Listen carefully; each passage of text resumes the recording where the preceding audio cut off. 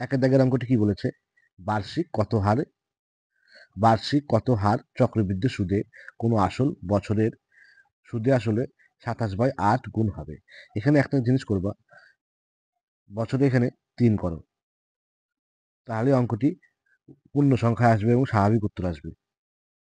কারণ কি, এটা হচ্ছে 3 এর কিউব, এটা হচ্ছে 2 এর কিউব, এই কিউবের জন্য এখানে আমি 3 নিলাম। অঙ্কটাতে একটু কারেকশন করলাম।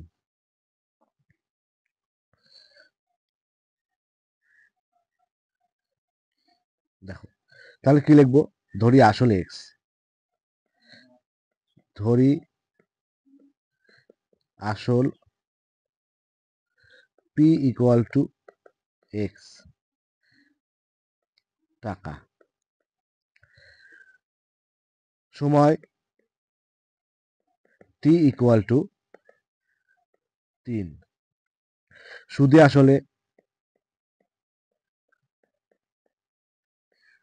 এটা হচ্ছে আসলের 27/8 গুণ, অর্থাৎ 27/8 এক্স, এইভাবে লেখো। এবার দেখো সুদে আসলে সূত্রটা কি জানি আমরা, এখানে দেখো চক্রবৃদ্ধি সুদের কথা বলেছে, তার মানে চক্রবৃদ্ধি সুদ দিয়ে অঙ্ক করতে হবে। চক্রবৃদ্ধি সুদের ক্ষেত্রে সুদে আসলে আমরা কি জানি, পি ইন্টু 1+r/100, এদিকে এন 27/8 এক্স। এবার দেখো পি এর ভ্যালু কত, এক্সটাকে এখানে লিখবো 1, আর যেমন আছে তেমনই রাখবো, নিচে 100, এখানে এন এর জায়গায় কত লিখবো 3, এদিকে কি লিখবো 27/8 এক্স, এদিক থেকে এক্স কেটে দাও, তারপরে 27কে কি লেখা যায়, 3/2 তার কিউব, কিউব কিউব দুদিক থেকে উঠে যাবে, এটার সাথে এটা, তাহলে কি পড়ে থাকবে 1+r/100 3/2, r/100 3/2 প্লাস 1টাকে এদিক নিয়ে চলে যাও, কত হবে -1, কত হবে এটা 3 - 2/2 ইকুয়াল টু 1/2, আর সমান সমান 50%, আর সমান সমান কত হবে সুদের হার 50%।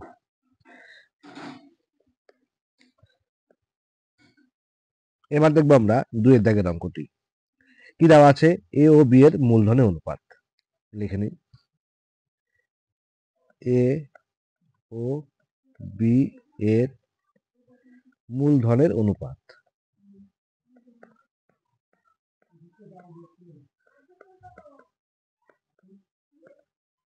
3:2। এই টাইপের অংশীদারি কারবারের অঙ্ক করতে আমাদের দুটি জিনিস দরকার, কি কি, মূলধনের অনুপাত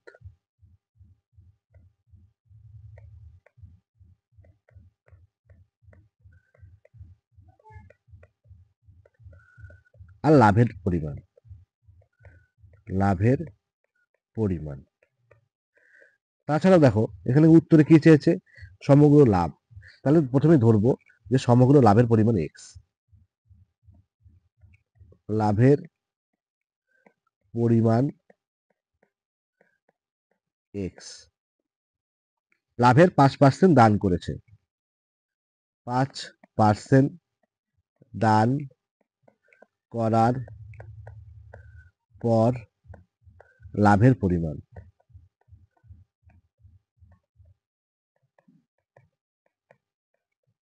এক্স মাইনাস এক্স এর 5%, তাহলে আমরা কি লিখবো, এক্স মাইনাস 5x/100। দেখো এক্স এর নিচে কিছু না, মানে 1 আছে, এবার আমরা কি করি, কোনাকুনি গুণ করি, এটার সাথে এটা, এটার সাথে এটা, 100 এক্স মাইনাস 5x, নিচে 100, তারপরে লাইনটা কি হবে 95x/100, কাটাকাটি করলে 19x/20। এবার লিখবো এর লাভ্যাংশের আনুপাতিক ভাগহার, এ এর লাভ্যাংশের আনুপাতিক ভাগহার,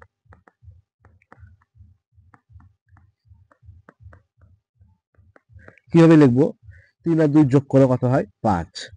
5 এর মধ্যে 3 ভাগ পেয়েছে এ আর 2 ভাগ পেয়েছে বি। তাহলে এ লাভ্যাংশের পরিমাণ, এ এর লাভ্যাংশের পরিমাণ 3/5, কিন্তু কত টাকার মধ্যে লাভ করেছে? 19x/20। তাহলে এটা এখানে লিখবো 19x/20। এবার দেখো লাভ্যাংশের পরিমাণ কত বলে দেওয়া আছে, কোথায়? 1197। তাহলে এটাকে একটু সাজিয়ে লিখি, 3/5 ইন্টু 19x/20 ইকুয়াল টু 1197। তাহলে দেখো সমান সমান আছে, তাহলে আমাদের কি করতে হবে? সমাধান। তাহলে এক্স এর মান বের করো, 1197 ইন্টু 20, উপরে হবে, নিচে হবে 19, উপরে হবে 5, নিচে হবে 3। 19 দিয়ে যদি এটাকে কাটা হয় কত হবে? 63। 3 দিয়ে 63 কাটো, 21। 5 কুড়ি 100। তার মানে এখান দিকে 21 লেখো, 100 মানে দুটো শূন্য, এত টাকা। 3 দাগের অঙ্কটি কি বলেছে? দুটি সমীকরণ দেওয়া আছে আর এ এর মান বি এর মান বের করতে বলেছে। তাহলে দেখো আগে সমীকরণগুলো লিখে নিই। X square plus a x plus 8 equal to 0, এটাকে 1 নম্বর নাম দাও। আর একটা কি? X square plus b x plus a equal to 0, এটাকে 2 নম্বর নাম দাও। দুটি সমীকরণে একটি সাধারণ বীজ কত? 2। বীজ মানে কি? এক্স এর মান, এক্স ইকুয়াল টু 2 বলে দিয়েছে। তার মানে কিভাবে লিখবো? দুটি সমীকরণের একটি সাধারণ বীজ 2। তার মানে x ইকুয়াল টু 2 বলে দেওয়া আছে। এবার 1 নং সমীকরণে x ইকুয়াল টু 2 বসিয়ে পাই। দেখো এখানে কি করব? x স্কয়ার এ এক্স প্লাস 8, যেখানে যেখানে x আছে সেখানে সেখানে এখানে একটা 2 বসাবো, এখানে 2 বসাবো। তাহলে কিভাবে লিখবো? x square plus a into 2 plus 8 equal to 0। 2 দুগুণ 4 plus 2a plus 8 equal to 0। 2a plus 12 equal to 0, a equal to -6।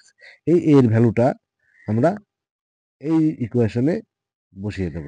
তাহলে আমরা আর x এর ভ্যালুটা এখানে বসিয়ে দেব, তাহলে b এর মানটা পেয়ে যাব।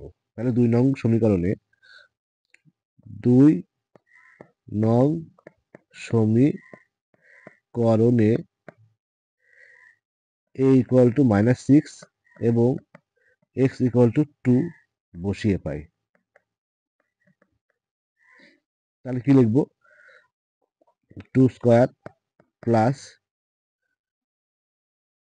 b into 2 plus -6 equal to 0। 2 দুগুণ 4, 2b -6 ইকুয়াল টু 0। তাহলে 2b -2 equal to 0, b equal to 2/2 equal to 1। তাহলে b এর ভ্যালুটা কত হচ্ছে? 1। দেখো 4 দাগের অঙ্কটা কি বলেছে? x সমান সমান 7 প্লাস 4 রুট ওভার 3। এখানে একটা জিনিস দেখবো, 7 স্কয়ার আর এটা স্কয়ার কত হয়? 7 স্কয়ার কত হবে? 49। এটা স্কয়ার কত হবে? 48। কেমন করে? 4 4 16, 3 16 48। মাইনাস করো, কত হয়? 1। তাহলে x এর মান কত দেওয়া আছে? 7 প্লাস 4 রুট ওভার 3। যদি এরকম হয় তাহলে 1/x এর এসব ক্ষেত্রে 1/x এর ভ্যালুটা কত হবে? 7 মাইনাস 4 রুট ওভার 3।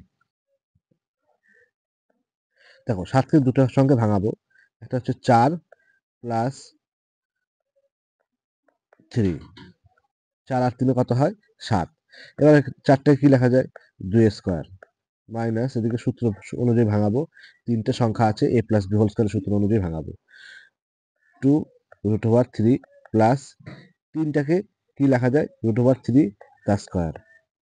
দেখো 2 মাইনাস √3 তার স্কয়ার, এদিকে কি আছে 1/x, স্কয়ারটা এদিকে আসলে কি হবে রুট হয়ে যাবে, তাহলে একের রুট মানে একই হবে, আর এক্স এর রুট মানে √x, 2 মাইনাস √3, এটাই হবে অ্যান্সার।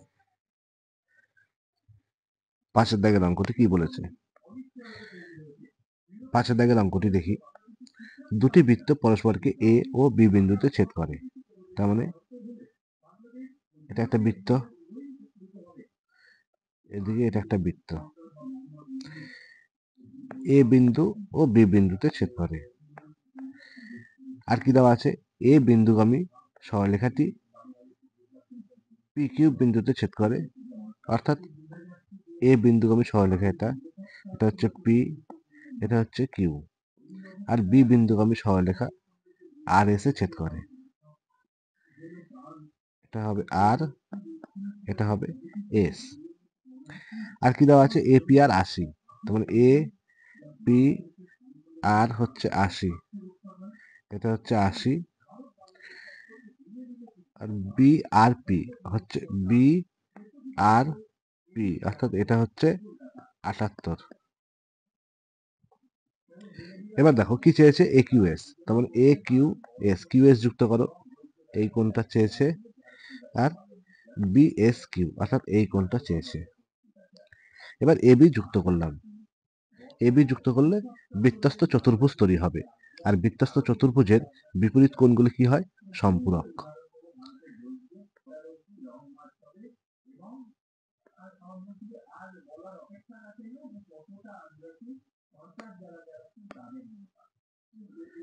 একশো আশি, 180। এবার দেখো কি শিখবো, কি জানি আমরা, এই কোণটা আর এই কোণটা যোগ করে 180 হবে, আর এদিকে এই কোণটা যোগ করে 180 হবে। তাহলে দেখো এটা 78 হলে এটা কত হবে, 102, এটা 80 হলে এটা কত হবে, 100। এবার আমরা কি জানি, কোন একটা সরলরেখার উপরে কোন একটা সরলরেখা যদি দণ্ডায়মান হয়, তাহলে বিপরীত দিকে যে সন্নিহিত কোণ তৈরি হয় তাদের সমষ্টি কত হয়, 180। তাহলে এটা 100 হলে এটা হবে 80, ঠিক এটাও তাই, কারণ এখানে এটা হচ্ছে সরলরেখা, এটা দণ্ডায়মান সরলরেখা, ঠিক একই রকম ভাবে এখানে এটা সরলরেখা, এটা হলো দণ্ডায়মান সরলরেখা, তাহলে এটা 102 হলে এটা কত হচ্ছে 78। তাহলে এই কোণটা আর এই কোণটা যোগ করে কত হবে, 180, আর এদিকে এই কোণটা আর এই কোণটা যোগ করে কত হবে, 180, তাহলে এটা কত হচ্ছে 100, আর এদিকে এটা হচ্ছে 102। তাহলে এ কিউ এস কত হবে, এ কিউ এস সমান সমান 100, আর বি এস কিউ 102। দেখো 6 দাগের অঙ্কটি কি বলেছে, একটা বৃত্ত আছে যার কেন্দ্র হচ্ছে ও, এটা হচ্ছে ও, আর কি দেওয়া আছে, এ বি একটি জ্যা, তার মানে এটা হচ্ছে একটি জ্যা, নাম দাও এ, এদিকে নাম দাও বি, বি বিন্দুতে অঙ্কিত স্পর্শক, তার মানে বি বিন্দুতে একটা স্পর্শক অঙ্কন করা হয়েছে, যদি স্পর্শকটা এরকম করে অঙ্কন করি। আর কি দেওয়া আছে, এ দিকে টি বিন্দুতে ছেদ করে, তার মানে এটা হচ্ছে, একটু জিনিস এখানে দেখো, এ ডি হবে না, এ ও হবে, এ ওকে টি বিন্দুতে ছেদ করে, এটা টি নাম দাও। এবার দেখো কোণগুলি কি দেওয়া আছে, কোণ A B A T 25, B A টি এটা হচ্ছে 25, আর কি দেওয়া আছে, বিটি এর মান, মানে এই কোণটার মান কত হবে সেটা তোমাকে হিসাব করতে হবে। দেখো আমরা কি জানি, বৃত্তের কেন্দ্র থেকে স্পর্শকের উপর যদি লম্ব অঙ্কন করা হয় তাহলে সেটি অবশ্যই সমকোণী ত্রিভুজ তৈরি হবে, এটা 90, এটা আমরা জানি। আর কি জানি,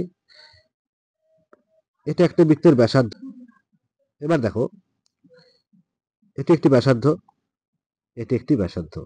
ব্যাসার্ধগুলো কি হয়? সমান হয়। তাহলে এই কোণটা আর এই কোণটা কি হবে? সমান হবে। এটা 25 হলে এটাও কত হবে? 25। এবার দেখো, আমরা জানি ত্রিভুজের তিনটা কোণের সমষ্টি কত হয়? 180। তার মানে এই ত্রিভুজের তিনটা কোণের সমষ্টি কত? 180। এটা 25, এটা 25। তাহলে এটা কত হবে? 180 থেকে 25 যোগ 25 বিয়োগ করো 50, 130। কত হবে? 130। তার মানে এই কোণটা হচ্ছে 130। আর কি দেখো, এটা 90। আমরা কি জানি? কোনো একটা সরলরেখার উপরে যদি কোনো একটা সরলরেখা দণ্ডায়মান থাকে, তাহলে বিপরীত দিকে যে সন্নিহিত কোণ তৈরি হয় তার মান কত? 180। তার মানে এই কোণটা কত হবে? 130 বিয়োগ করো কত হবে? 50। তাহলে এটা কত হবে? 50। এটা 90। তাহলে এটা কত হচ্ছে? 40। এটাই হবে অ্যান্সার। 7 দাগের অঙ্কটি কি বলেছে? ও কেন্দ্রে একটা বৃত্ত আছে এবং দুটি জ্যা সমান্তরাল ভাবে আছে। আর কোথায় আছে?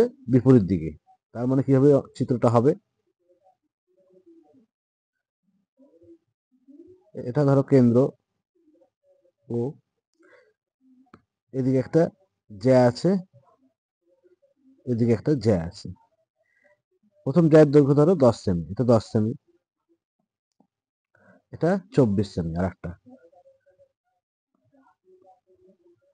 এটা 10 সেমি। এবার একটা জিনিস লক্ষ্য করো, যে কেন্দ্র থেকে যদি জ্যায়ের ওপরে সরলরেখা অঙ্কন করি, তাহলে সেটা সবসময় লম্ব হবে। আর লম্ব জ্যাটিকে সমান ভাগে ভাগ করবে। তার মানে এটা কত হবে? 5 সেমি, এটা হবে 5 সেমি। ঠিক একই রকম ভাবে এদিকেও তাই হবে। এটা হবে 12 সেমি, এটা হবে 12 সেমি। আর কি দেওয়া আছে? দুটি জ্যায়ের মধ্যে দূরত্ব 17 সেমি। তার মানে 17 সেমি। ধরি এটি ওয়াই, তাহলে এটা কত হবে? 17 বিয়োগ ওয়াই। এবার আমরা একটা চিত্র অঙ্কন করব, এইভাবে যুক্ত করি। এটা হচ্ছে ব্যাসার্ধ। ধরি এই ব্যাসার্ধের দৈর্ঘ্য এক্স, তাহলে এটা কত হবে? এটাও এক্স হবে, ব্যাসার্ধগুলো সমান হয়। এবার দেখো একটা জিনিস, আমরা এই ত্রিভুজটা নিয়ে কাজ করব। এটা কি ত্রিভুজ?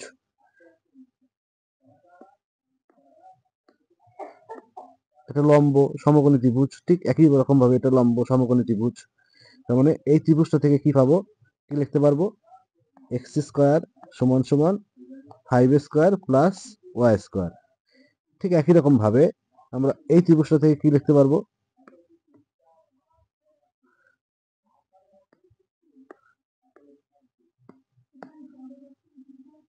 X square equal two 12 square plus 17 বিয়োগ এক্স তার স্কোয়ার। এটার নাম দাও 1, এটার নাম দাও 2। 1 ও 2 সমান করে পাই। তাহলে 5 স্কোয়ার প্লাস ওয়াই স্কোয়ার, এদিকে 12 স্কোয়ার প্লাস 17 মাইনাস এক্স তার স্কোয়ার। সংখ্যাগুলোকে একদিকে নাও, Y square minus 17 minus X তার স্কোয়ার, এদিকে 12 স্কোয়ার মাইনাস 5 স্কোয়ার। কি হবে? ওয়াই প্লাস 17 মাইনাস, এদিকে এটা ওয়াই হবে, সরি, 17 মাইনাস ওয়াই, আর ওয়াই মাইনাস 17 প্লাস ওয়াই, এদিকে 12 আর 5 যোগ করলে কত হয়? 17, আর বিয়োগ করলে 7। তার মানে এখান থেকে এটা কাটো, 17 ওয়াই আর ওয়াই কত হবে? 2y মাইনাস 17, এদিকে 17 ইন্টু 7 কাটো, 2y ইকুয়াল টু মাইনাস 17 ওদিক নিয়ে গেলে কি হবে? প্লাস 17, অর্থাৎ 24। 2y equal to 24, y equal to 12। এবার দেখো ব্যাসার্ধর মান বের করতে বলেছে। ব্যাসার্ধ বলতে কোনটা? এক্স এর মান। তাহলে এই ওয়াই এর ভ্যালু 12টা এখানে বসিয়ে দিব। তাহলে 1 নং থেকে পাই, 1 নং থেকে পাই X square equal to 5 square plus 12 square.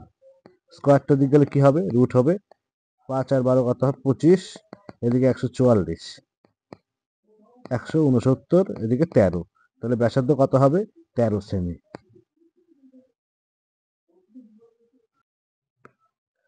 এবার দেখো, 8 দাগের অঙ্কটি কি বলেছে? একটি 4√2 সেমি ব্যাসার্ধ বিশিষ্ট একটি ধাতব গোলক থেকে বৃহত্তম যে ঘনকটি কেটে নেওয়া যায় তার আয়তন নির্ণয় করতে বলেছে। তাহলে আগে একটি গোলক আঁকি। এই গোলকের মধ্যে একটি ঘনক আছে।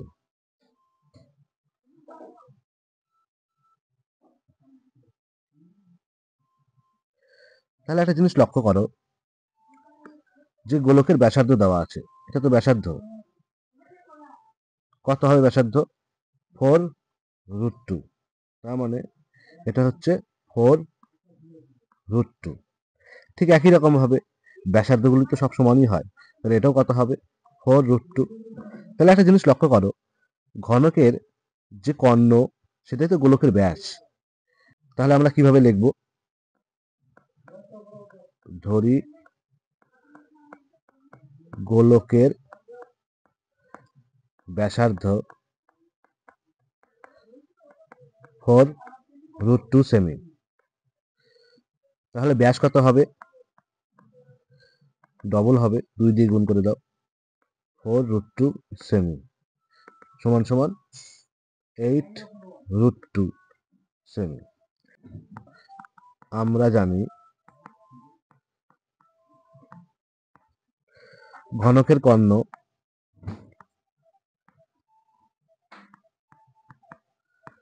সমান সমান গোলকের ব্যাস। ঘনকের কর্ণের সূত্র কি? বাহু √3। গোলকের ব্যাস কত? 8√2। তাহলে বাহু কত আসবে? 8√2/√3। এবার দেখো ঘনকের আয়তন। তাহলে ঘনকের আয়তনের সূত্র কি? ঘনকের আয়তন সমান সমান বাহুর কিউব। বাহু বলতে 8√2/√3, তার কিউব করো, কত হবে? 8 64, 64 ইন্টু 8 512। এদিকে 2√2 আর নিচে আসবে 3√3। তাহলে 512 সাথে 2 গুণ করা মানে কি? ডবল করা। 512 ডবল কত হবে? 1024। √2 নিচে 3√3 ঘন একক কিংবা ঘন সেমি দিয়ে দাও। 9 নম্বর অঙ্কটা কি বলেছে? একটি লম্ববৃত্তাকার চোঙ আছে যার উচ্চতা 35 সেমি, বহির্ব্যাস এবং অন্তর্ব্যাস দেওয়া আছে। তাহলে কত ঘন সেমি লোহা লাগবে? ঘন সেমি মানে আয়তনের কথা বলেছে। তাহলে ছবিটা কেমন হবে?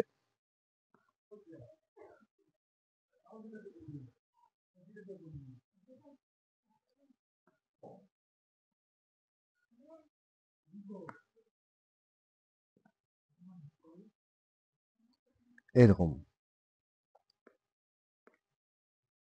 এই জায়গাগুলা পুরু।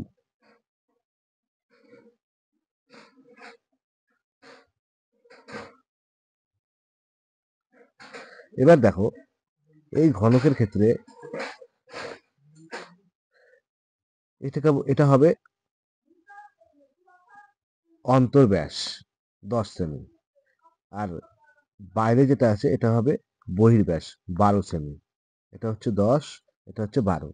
তাহলে আমরা, আর উচ্চতা কত দেওয়া আছে? উচ্চতা দেওয়া আছে 35। তাহলে এবার লিখবো বহির্ব্যাস, বহির্ব্যাস 12 সেমি। তাহলে বহির্ব্যাসার্ধ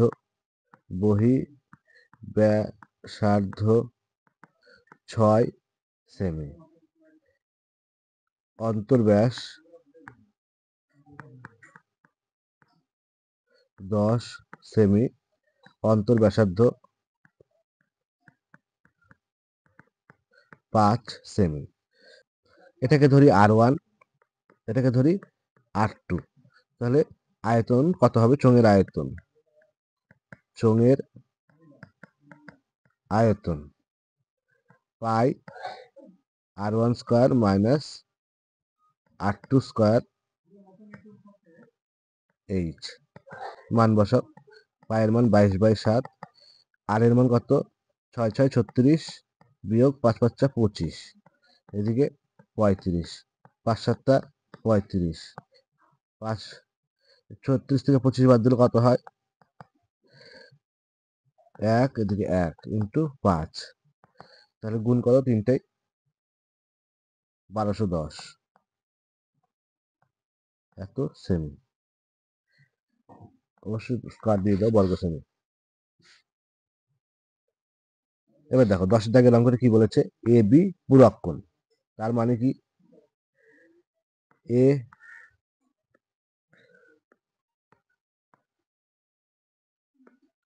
দেখো 10 দাগের অঙ্কটা কি বলেছে? এ বি পূরক কোণ। তাহলে এ প্লাস বি যোগ করলে কত হবে? 90। আর কি দেখাতে বলেছে? প্রমাণ করতে বলেছে এটা সমান সমান এটা। এই সমস্ত অঙ্কের ক্ষেত্রে প্রথমে যেটা থাকে সেটাকে নিয়ে শুরু করতে হয়। তার মানে এটাকে নিয়ে আমরা শুরু করব। এবার দেখো উত্তরে কি আছে? বি, এ আছে, বি কিন্তু নেই, তাহলে এই বিটাকে সরাতে হবে। তাহলে এখান থেকে আমাকে বি এর মানটা বের করতে হবে। বি সমান সমান 90 বিয়োগ এ, সাইন এ প্লাস সাইন বি তার স্কয়ার। এটাকে চেঞ্জ করো, সাইন এ প্লাস সাইন বি এর জায়গায় 90 বিয়োগ এ করো,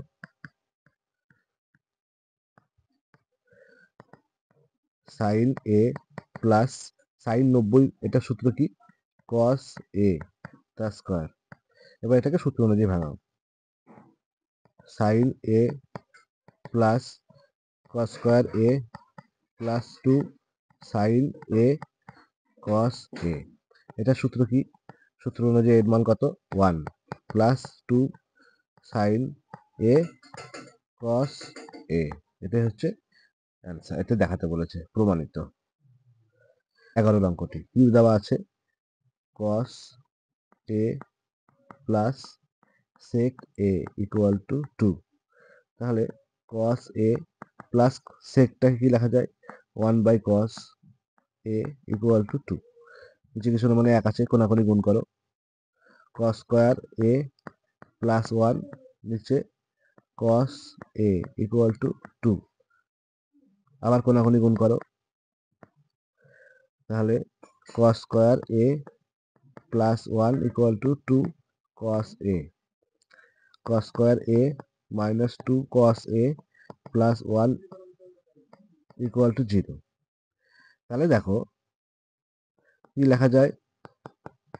তিনটা সংখ্যা আছে, এ মাইনাস বি হোল স্কয়ার সূত্র অনুযায়ী কস এ মাইনাস 1 ইকুয়াল টু 0,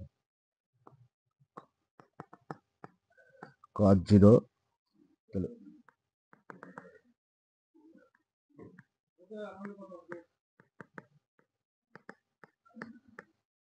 কস 0 তার 4 সাইন 0 তার 4, কস 0 মান 1, তার মাথায় 4, সাইন 0 মান 0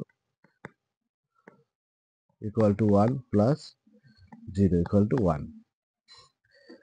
12 দাগের অঙ্কটি কি বলেছে? রাশি তথ্যের যৌগিক গড় 15 হলে কে এর মান কত? তাহলে দেখো প্রথমে আমরা একটা ছক তৈরি করে নেব। কিভাবে? এদিকে লিখবো চল, যেটা এক্স দিয়ে লেখা হয়, এদিকে লিখবো পরিসংখ্যা, ফ্রিকোয়েন্সি অর্থাৎ এফ আই দিয়ে লেখা হয়,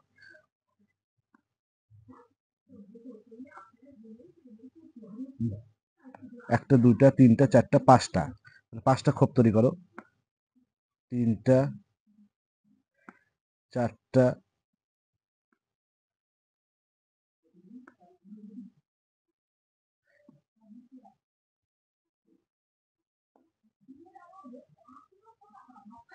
এখানে দাও এক্স আই এফ আই।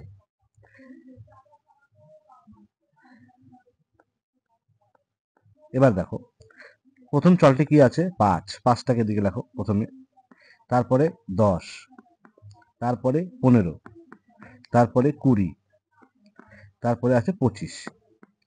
এবার দেখো পরিসংখ্যা ঘরে কি লিখবো? প্রথমে লিখবো 6, 6 এর পরে কি আছে? কে, তারপরে 6, তারপরে 10, তারপরে 5। এবার দেখো এখানে xi fi গুণ করেছে, তার মানে এই দুটোকে গুণ করতে হবে। 5 6 30, 10k, 6 15 90, এটা করলে কত হবে 200, এদিকে 5 25 125। এবার দেখো গড় মানে কি, সবগুলো গুণ করে তারপরে যোগ করার পর ভাগ, তার মানে এগুলো সব যোগ করতে হবে। যোগের চিহ্নটা কি, সিগমা। xi fi কত হবে, যোগ করলে হবে 445 প্লাস 10k, আর এদিকে যোগ করলে কত হবে, fi গুলো 27 প্লাস k। যৌগিক গড়ের সূত্রটা কি, summation fi xi by fi equal to যৌগিক গড়। দেখো মানগুলো বসাও, এখানে কত বসাবো, 445 প্লাস 10k, নিচে আছে 27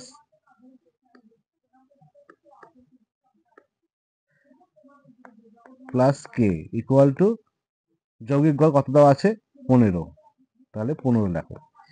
15 নিচে কিছু নেই মানে 1 আছে, কোনাকুনি গুণ করো, 15 ইন্টু 27 প্লাস k, এদিকে 445 প্লাস 10k, এদিকে কত হচ্ছে গুণ করলে 15 into 27 405 plus 15k equal to 445 plus 10k, 15k minus 10k, 5 minus 405। এবার বিয়োগ করলে কত হয় 40, এদিকে বিয়োগ করলে কত হয় 5k, k ইকুয়াল টু 8, অর্থাৎ k এর ভ্যালুটা হবে 8।